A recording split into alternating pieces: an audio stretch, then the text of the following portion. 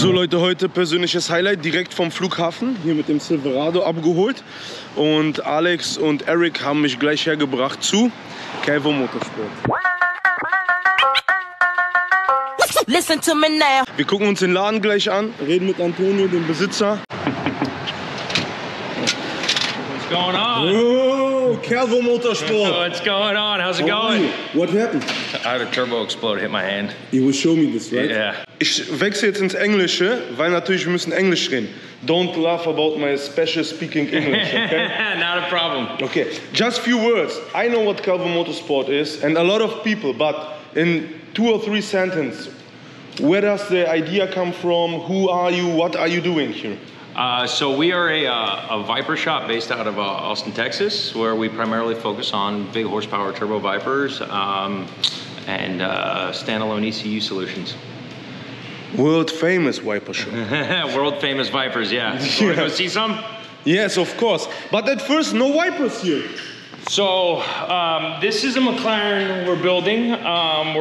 Colin is coming out in engineering, is coming out with a Motec M190 package for it. So we're hoping it's got some Datsun transmission parts. We did sleeves, fire rings, built motor, a turbo kit we're going to be fabricating when the engine's finished.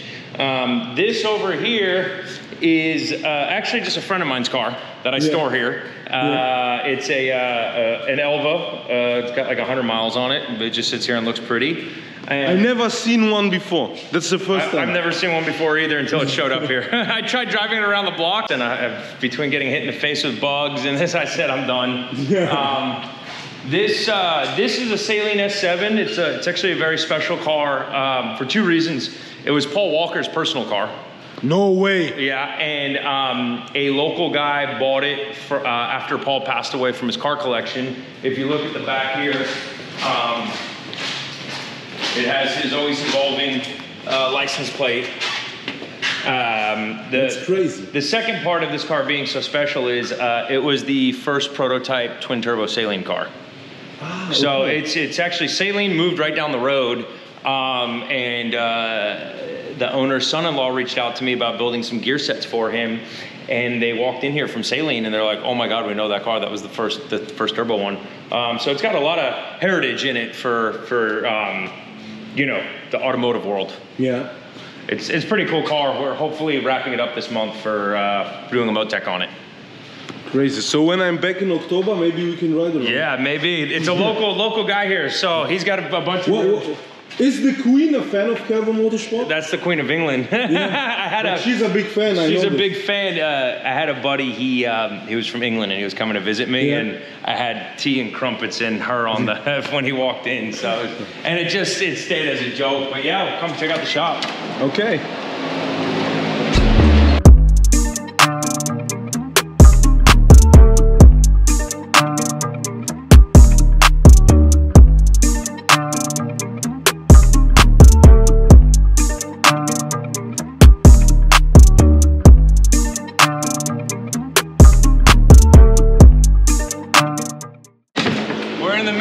Trying to get ready to leave for a race in a few hours, so it's a little hectic, a little messy, but yes. This is our fabrication lifts over here where cars get modified and the chassis is modified for the turbo kits and everything. Please tell me, how important are race events to see and of course develop the cars?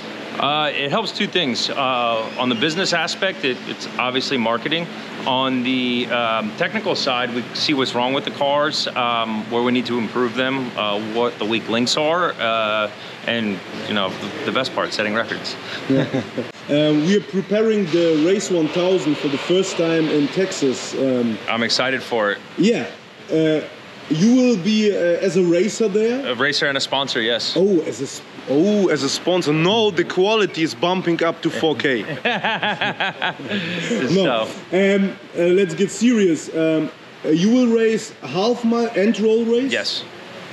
What's the difference for you between quarter mile and half mile? 1,320 feet. And probably like, I don't know, another 50, 60 mile an hour. Yeah. So, no, less than 50, 60. It's probably another 30, 40 miles an hour. But you're going from 200 miles an hour, 230, 240 miles an hour. Yeah. And for road race, what is a serious opponent for a twin turbo wiper? Man, any of the big shops, you know, you have the GTR shops, Sissio Performance. You have always our favorites in Florida, Pulga. I hope maybe he comes. And then you have, of course, the big Lambo shops, Underground, Hefner. I'll be nice and say Sheepy. But no, Sheepy built a good car. Just never beats me. Those cars, obviously all-wheel drive versus rear-wheel drive, on an unprepped surface have way more advantage. On a prep surface, they don't touch these things. You know, the only people in the realm of us, Viper-wise, Enfmoto, they build a great car. They have that Kratos car. I think it was the fastest rear-wheel drive car ever at TX2K last year. We had a battle between Kratos and that car, Fabricio. They both wound up hurting the engines. Unfortunately, Kratos, Aaron did a great job saving the car. It just brushed up against the wall. But, you know, at 220 plus miles an hour, brushing up against the wall is never a good thing. But, you know, when you push the things that hard, you find the limits of everything. So it'll be a fun event. Yeah, I think so.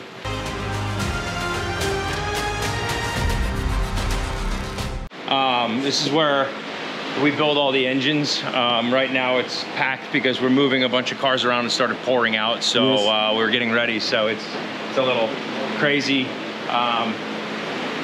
Back over here, we have almost every Tremec PPG sequential part, 9-inch kit you could possibly think of. These are all transmissions being built, rear ends being built.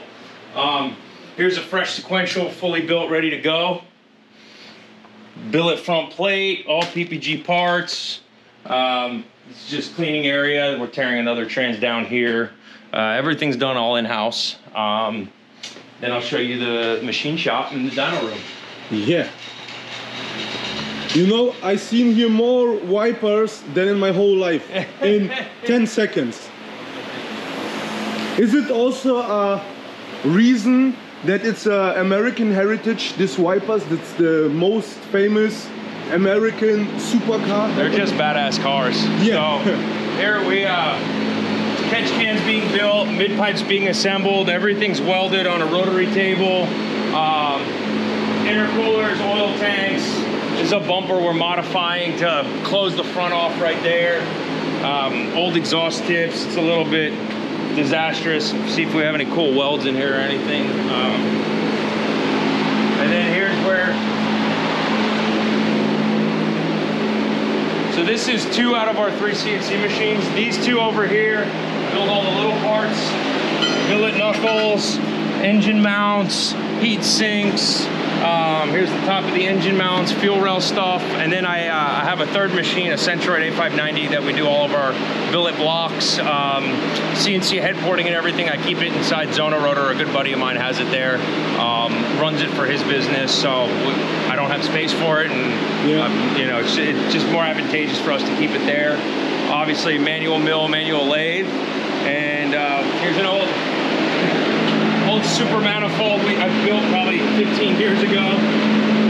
Did you start it with Supras? Supras. Yes. Supras, and I moved to Texas to work for Boost Logic, and I prototyped all the first GTR stuff for them. So everybody says, oh, GTR is this, that. I was the first one to build a GTR. Motherfuckers. Here's our dyno room. We're in the middle of setting up for, we're taking 2 cars to a race in Indiana. And the one trailer we never use, we use it for storage, so we just dumped everything here. But Pro 6000, Pro Hub, mainline, that's where that nice turbine wheel went through the other day. Got it there, got it there, got it there. So, yeah, that's pretty crazy. This one's in my bone. That's in my bone. I have to go to the doctor, but after the racing. Yeah, after racing. So. That's about it, you know. We're taking the car that's out test driving now. We're taking this car right here. The green one? The green one. Makes 2,800 horsepower. Has a full cage in it. Yeah. Motec M190 paddle shifters.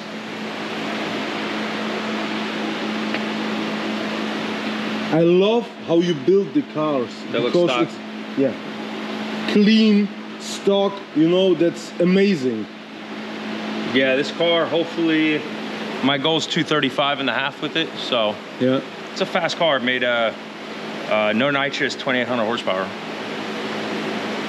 And with nitrous? With nitrous, it'll be about 3,100. We don't spray it at the half mile. It's just too much back pressure. You know, you're on an old runway, so yeah. it's a very long distance. It's very hard on the engine. When we come back, we're doing 10 EGTs, so we can really. We only use nitrous in this car at like TX2K or FL2K to just hit it off the line, jump out. These cars are incredible that you can throw everything under the sun at them and they just dead hook on a prep surface. They're truly, it's an incredible car for a rear-wheel drive. We, last night, a customer, Greg Blevins, set the draggy 60 to 130 record on the street. It was like a 2.84 60 to 130 and a 217 100 to 150. So it was pretty impressive for, you know, just, it was on 18-inch tires, ACR. On the street? On the street, yeah. So I don't condone it on the street. I like going on my tracks and everything, but my customers, like, they can do what they want. But yeah, it's, I'm excited to drive this car over the weekend. The customer, Vance, Kyle, Kirshner, are absolutely amazing people to work with. They're speed demons. They have land speed cars. They have classic cars, all American muscle. So everything from one of the first, I think they have a carriage. It was built in 1893. It was the first car, manual gearbox ever built, to hot rods, everything. Their collection's amazing. So I'm very fortunate that I have them as customers, and they let me drive this car for them. That's crazy. Yeah.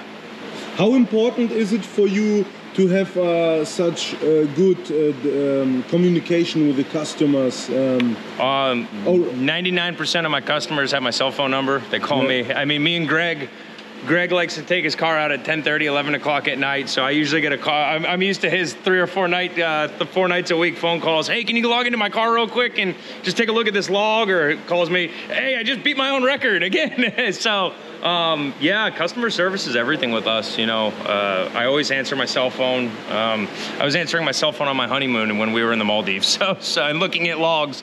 So it's, you know, I think we've built a really good reputation for ourselves based on not only our product, but customer service as well. Worldwide. Yeah, worldwide, yeah. Now we just need one in Germany. Yeah. Do you love your job? Yeah. Oh, it's very stressful at times. You know, getting these cars ready. The last few years have been very difficult with part companies and back-ordered stuff and trying to make everybody happy, and you've had to adapt the business to what is happening in the world. So we're changing kind of the business model of things and you know, moving forward with stuff, and it got rough for a little bit, and now it's back on track to being smooth again. Okay, tell me back a little bit personally to you. How does this all car shit started? Oh man. So it's funny, I grew up in New York City and nobody has driver's licenses there. Like I still have friends that I knew from you know, 3rd, 4th grade that still don't drive to this day. And then in, I wanna say 8th grade, I moved to the suburbs, and you saw the high school kids with the stereos in the car, you know, with the big subwoofers and everything. And then we got into high school, and it was the, you know, the late 90s, the Japanese supercars, everybody with the Supras going fast, and Corvettes, Trans Ams, and there was a few kids in my high school that had some pretty fast cars, and I wound up buying a 300ZX twin turbo. And in high school, I think that car went like 11.7 at 117 miles an hour. I would drive to Englishtown Raceway. I knew exactly how much gas I needed to go fill up with Sunoco 114 or 116, whatever it was. I could only afford, you know, 3 gallons of it.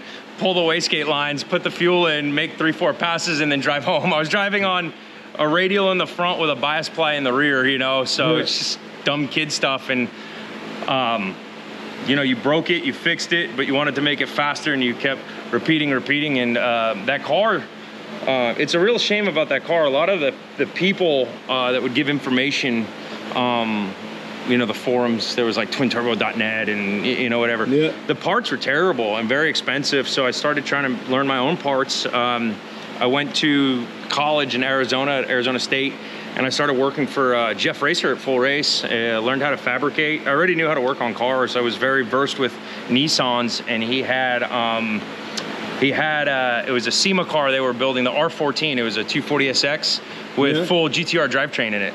Okay. I think this was SEMA 2006, and my really good friend who does all my cylinder heads, Dave at Head Games, said, "Hey, we got another friend from Jersey. His name's Jeff. Why don't you go check out his shop?" And Jeff was showing me everything, and he's like, "Oh yeah, I got to get this car ready for a photo shoot." And I was like, "Hey, I don't have anything to do. Like, you want some help?" And I helped him. I think we stayed up 5 o'clock in the morning for like 4 days straight or something, getting the car together. And he's like, "Hey, you want a job?" And I was like, "Yeah." I started off in shipping, and then they had a day shift and a night shift. And I would go to school. I would go there in the morning, go to school midday, and then go back there at night to learn how to weld. And then it just progressed. Then I got a 97 Supra, and it just more power. And then, yeah, it's just, it's a progression since then. So the Viper stuff I actually fell into by accident. Okay. I was doing production work for Ross Baird at Powerhouse, and I broke the transmission in my Supra, and I just started off, so I didn't have a lot of money to fix it, and get rag parts were like almost impossible to find. And he says, "Hey, I got a brand new get rag sitting upstairs. I'll give you that transmission if you build a turbo kit for this Gen 2 Viper." I built the turbo kit. Him, his son, and Brian Thompson put the car together, and their first pass off the trailer was I think 770 at 186, and this is 2013.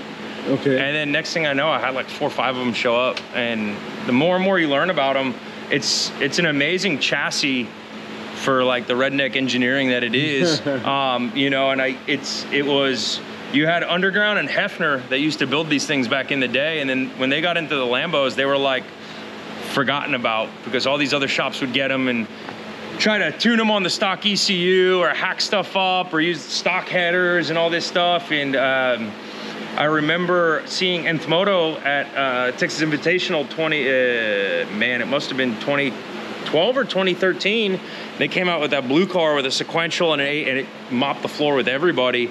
And at the same time, we were building our Gen 2, or the Powerhouse Gen 2.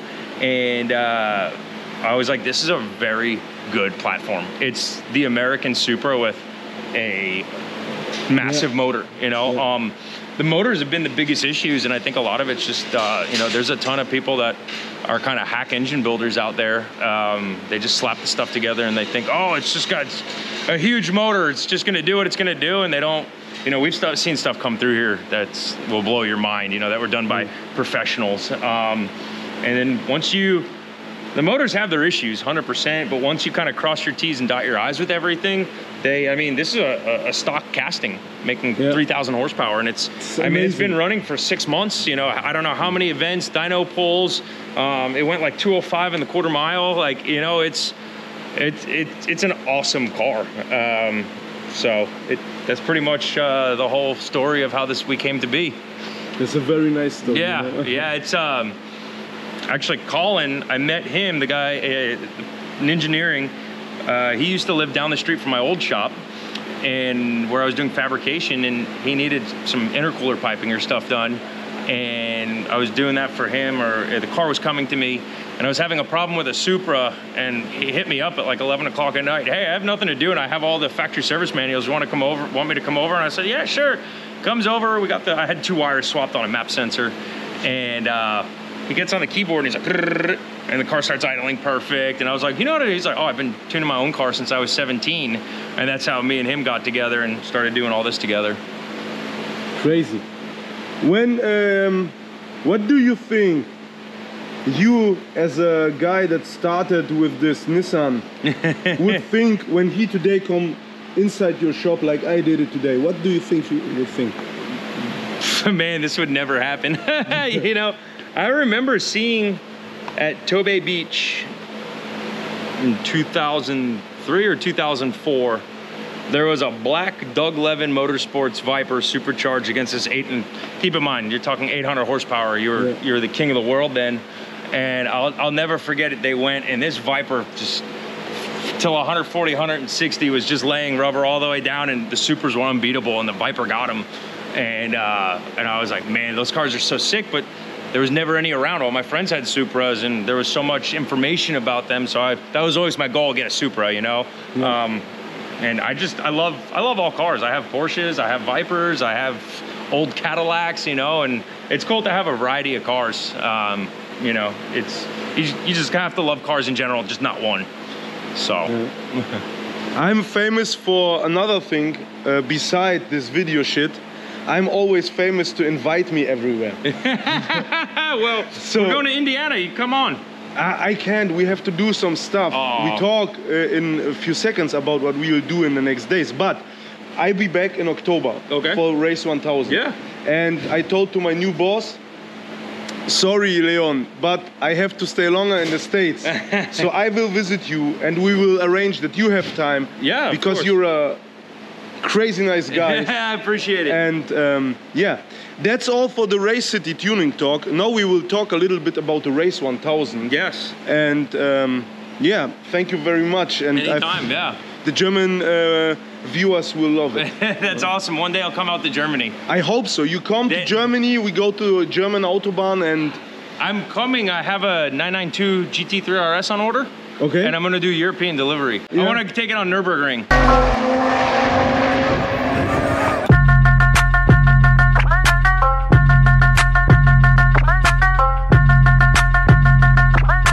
It's an amazing chassis. Alex. Yes. How do you like Wipers? I like it. Yeah. Are you happy about have such good races like Calvo Motorsport and of course a good sponsor, 4K Bumper? The 4K bump. I appreciate it for sponsoring. No, definitely. Thank you very much. I'm excited for this, you know, and then excited to come to Germany one day. Yeah. Yes. So. We had a lot of fun in Germany. I'll drink some beers with you guys and we'll have some fun. Yeah, we can get to Nürburgring. It's no problem. Yeah, that's a lot of friends on Nürburgring. I've been practicing on my fake simulator watching. I've been just watching videos of the ring over and over and over again, trying to memorize the track. Yeah. Watch out, they're about to fire that up. Okay. Oh. What? Okay. Thank you very much for your time. And of course, all best for the race. And, yeah, definitely. So I will see you guys soon. And yes, thank you very much. And I'm sorry I'm not here this weekend to hang out with you guys. Yeah. Next time. Next time. After that in Germany. In Germany, yeah.